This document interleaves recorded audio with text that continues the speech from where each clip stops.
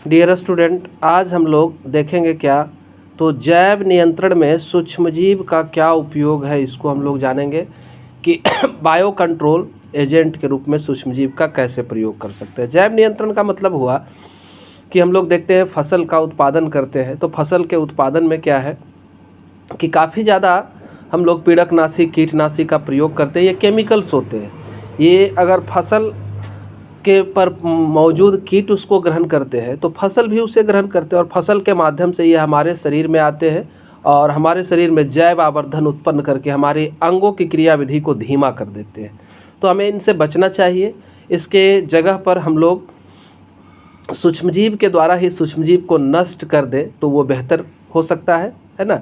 तो शुरुआत में क्या है, तो हरित क्रांति के साथ ही विभिन्न प्रकार के पीड़क और पादप रोग में क्या हुई है, वृद्धि हुई है। जैसे हम लोगों ने नए हाइब्रिड नस्ल का विकास किया वैसे वैसे क्या हुआ है, पीड़क और रोग भी बढ़े हैं। खरपतवार भी एक समस्या हो जाती है। अनावश्यक घास फूस को ही क्या कहते हैं, खरपतवार कहते हैं।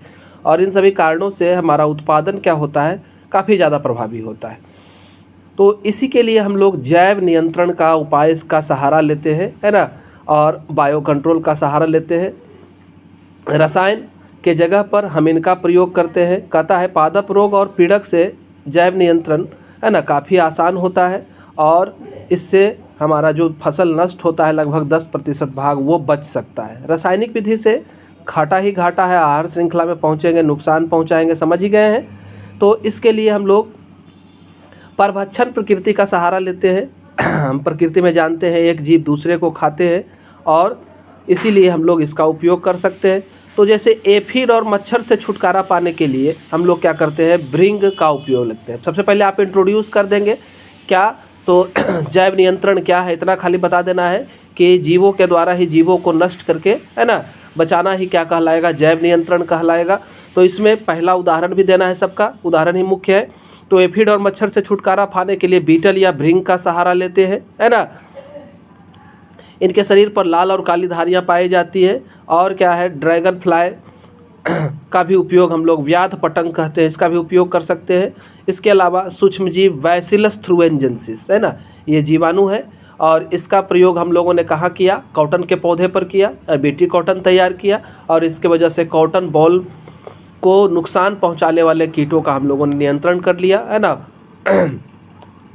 बटरफ्लाई, कैटरपिलर, ये सब का नियंत्रण हुआ। कपास में जीवाणु स्पोर को हम लोग क्या करते हैं, पानी में मिला करके पेड़ पौधे पर छिड़काव कर देते हैं, जैसे सरसों वगैरह पर भी। यहाँ पर भी ये सूक्ष्मजीव सुरक्षा प्रदान करते हैं, रोगाणुओं से बचाते हैं उसको, ठीक है। हम जानते हैं ये लार्वा जो है पत्ती को सरसों का खा जाता है ना, तो उसमें अगर डाल देंगे तो क्या करेगा, जैसे ही पत्ती को खाने के लिए ये पहुँचेगा हमारा कीड़ा, तो ये सूक्ष्मजीव उसके पाचन तंत्र में पहुंच जाते हैं और पाचन तंत्र में छेद कर देते हैं, है ना, जिससे उसकी मृत्यु हो जाती है। तो ये बीटी कॉटन तो हम लोग समझ गए। दूसरा एक उदाहरण है ट्राइकोडर्मा कवक वाला, तो इससे ही पादप रोग का नियंत्रण होता है। कैसे भाई, ट्राइकोडर्मा कवक है, ये पौधे की जड़ में रहता है और ये क्या करता है, कई तरह के सूक्ष्मजीवों को पौधे के जड़ में घुसने से रोकता है, जिससे हमारे पौधे क्या होते हैं, सुरक्षित रह जाते हैं। इसी तरह से एक वैक्यूलोवायरस है, ये कीड़ा और संधिपाद आर्थ्रोपोड का नियंत्रण करता है ना, उनको नुकसान पहुंचाता है।